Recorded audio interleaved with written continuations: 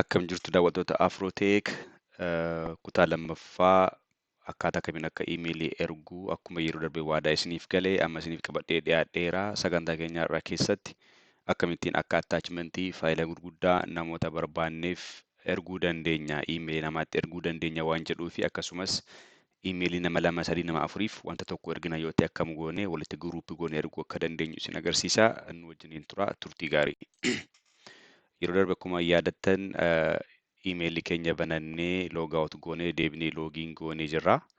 Loogiin goonee iimeelii tokko barreessinee nama Boonaakoo jedhamu tokko barreessinee dhimma iimeelii banuu jennee haayilaayit tokko barreessinee dhaabanne. Egaa har'a immoo akkamittiin attachmentii yookaan immoo faayila gurguddaawwan tokko kan karaa seekiur ta'een karaa namni hatuu hin dandeenye namaaf erguu dandeenya kan jedhudha. Egaa jalqaba irratti dookumentii erguu yeroo barbaannu wanti nuti jalqaba irratti kiliik goonu mallattoo ishee kanadha. Mallattoo isheen kun maal jetti? Attach faayil jetti. Agartanitti yoo ta'e faayil attach godhii jetti. Ishee irratti kiliik goonaa jechuudha. Ishee irratti gaafa kiliik goonu faayilli kee iddoo kam jira waan jedhu naaf bana koompitara kiyyarraa. Egaa faayilli kiyya eessa jira? Ani as keessan kaawwadhee jira faayilan erguuf barbaade. As keessa jira. As keessaan ergaa faayilan ergu sana jechuudha. As keessa miti. As keessa Afrooteek. Kanaan dookumentii guddaadha dookumentiin kuni. Jennee haa yaadnu. Isa kana namaaf erguu barbaadu gaa faayilicha irratti ergan kiliik godhee open jedha. Ishee kana irratti tuqeenya jechuudha. Kan open yeroo hin jedhu argitanii faayilli kun dhufaa jira jechuudha. Bakka amma koompitara koo irratti connect ta'eera. Egaa nama ergu sanaaf odeeffannoo dabalataa nutti himaa jechuudha. Attachmentii dabalataa waliin wal qabsiisee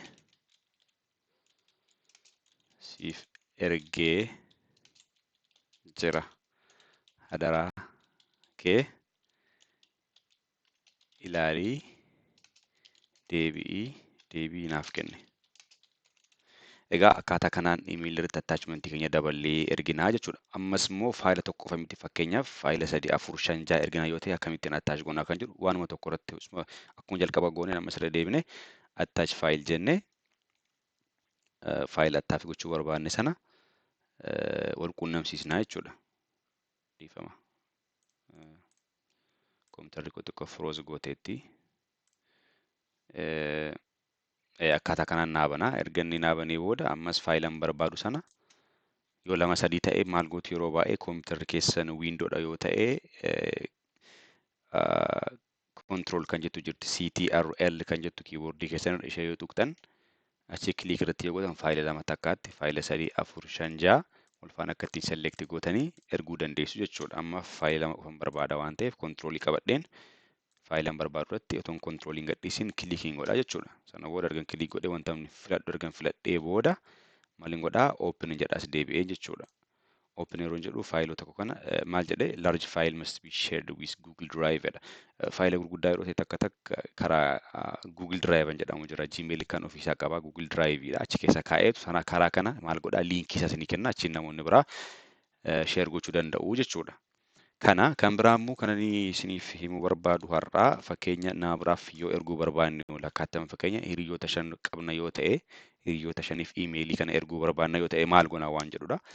Amma fakkeenyaaf Boonaakoo nama tokkodha. Namni biraa immoo fakkeenyaaf Caalaa jedhamu tokko jiraachuu danda'a. @gmail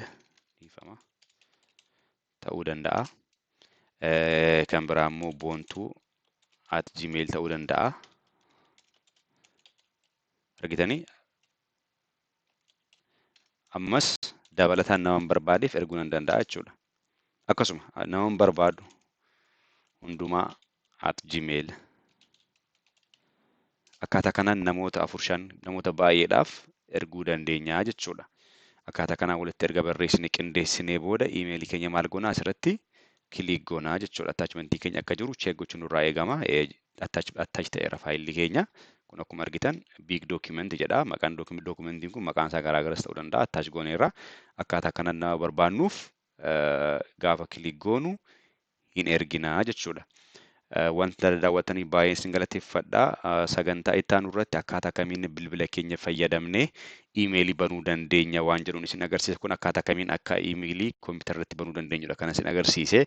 baay'ee wal fakkaataadha garuu namoonni tokko tokko immoo bilbila kooraan iimeelii banuu barbaada kompiitara argachuu hin danda'u yoo jettan akkamittiin bilbila keessan irraa iimeelii banuu akka dandeessan isiniif qabadheen dhufa. Wanta nuti barsiisaa jiru kanarratti yaada yoo qabaattan yaada keessan akkanaaf barreessitan wanti sirrachuu qabu yoo jiraate kana sirreessii akkanaa jettaniin barbaada. Wanti dabalamuu yoo barbaaddu jiraate akka itti dabaluuf odeeffannoo keessan akkanaaf laattan akka koomentii naa kennitan akkasumas immoo namootaaf akka sheer gootan dabalataanis chaanaalii kana sabiskiraayib yoo gootan wanta beekne wanta hin beekne isinitti himuu kana namoota biraadhaaf akka dabarsitaniif na gargaara. Isinis immoo yeroon guyyaa guyyaatti yookaan torban torbanii waan haaraa maxxansu dursee isin qaqqabaa isinitti himaa jechuudha. Hanga viidiyoo itti aanu wal agarrutti turtii gaarii nagayaatti.